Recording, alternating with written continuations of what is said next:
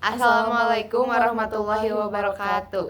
Kami dari kelompok 1, saya Jihan Arfadila Silaja. Saya Rita Dewi Amanda. Di sini kami akan memaparkan hasil analisis kami mengenai penokohan dari tokoh Kino dan dokter dalam novel The Pearl karya John Steinbeck. Novel The Pearl karya John Steinbeck ini mengisahkan perjalanan seorang nelayan miskin bernama Kino yang menemukan sebuah mutiara besar yang diharapkannya dapat membawa perubahan bagi keluarganya. Tapi, alih-alih membawa kebahagiaan, mutiara itu justru menjadi sumber keserakahan dan penderitaan. Nah, lalu ada salah satu tokoh yang berperan dalam konflik cerita ini, ialah sang dokter. Sang dokter ini adalah representasi dari ketimpangan sosial antara kaum miskin dan kaya dalam masyarakat. Nah, ketika anak Kino, nelayan miskin tadi, yaitu Coyotito, digigit oleh kalajengking, Kino mendatangi sang dokter untuk meminta pertolongan. Namun sang dokter tidak mau menolongnya atau menolaknya dengan alasan bahwa Kino ini tidak memiliki uang. Lanjut ke pembahasan penokohan dari tokoh Kino. Yang pertama ini kesadaran dan ketidakadilan. Dikutip dari bagian The doctor has refused to treat my child because I have no money. Jadi si dokter ini menolak mengobati anak Kino karena Kino ini tidak punya uang. Nah, dari kutipan ini menunjukkan ketimpangan sosial atau ketidakadilan yang sangat nyata dalam cerita. Kino sebagai seorang nelayan miskin dianggap tidak layak mendapatkan layanan kesehatan hanya karena tidak memiliki uang.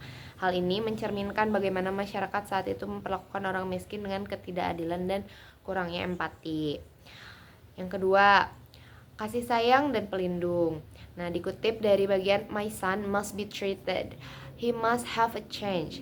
Nah, dari ungkapan ini tersirat keteguhan dan kasih sayang Kino sebagai seorang ayah. Meskipun ia miskin dan ditolak oleh dokter, ia tetap berusaha agar anaknya mendapatkan perawatan. Kutipan ini mencerminkan harapan dan kegigihan Kino dalam menghadapi ketidakadilan. Lalu yang ketiga ada harapan dan ambisi yang baik. Nah, Kino ini memiliki harapan besar bahwa mutiara yang ditemukannya ini, saat Kino menemukan mutiara, nah mutiaranya ini dapat mengubah nasib keluarganya. Ia ingin membebaskan diri dari ketergantungan terhadap orang-orang kaya seperti dokter yang tidak punya empati dan hidup dengan lebih bermartabat. Hal ini dikutip dari bagian This pearl will make us free. We will not be at the mercy of man anymore. Lalu yang keempat, tokoh dinamis.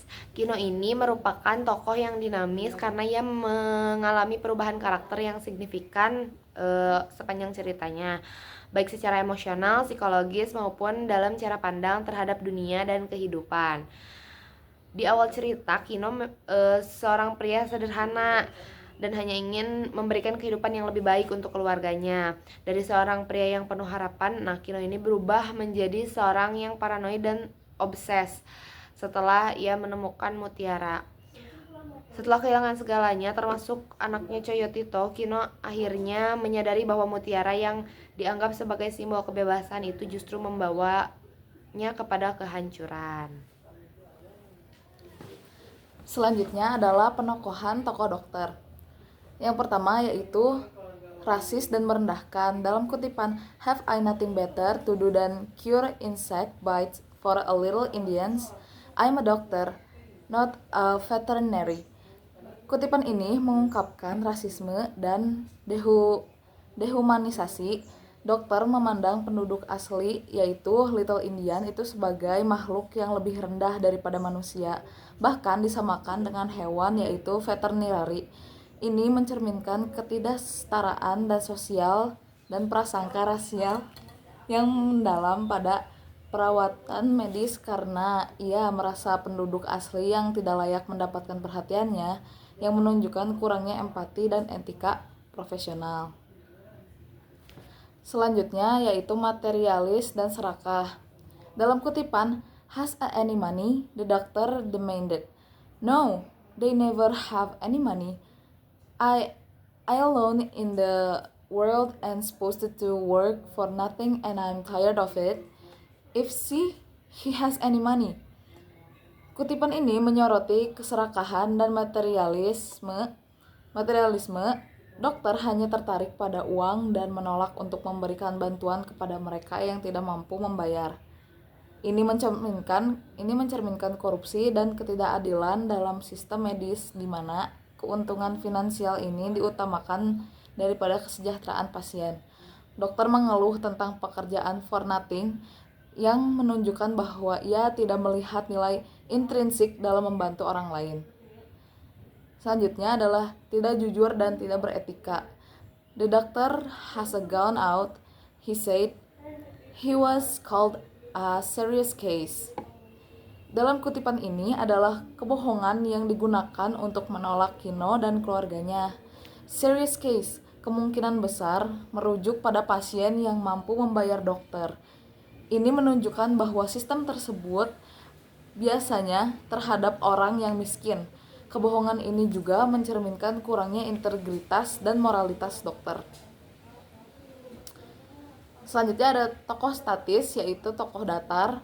Dokter tetaplah pribadi yang serakah dan manipulatif, hanya berubah dalam cara pendekatannya, tetapi tidak dalam sifat dasarnya.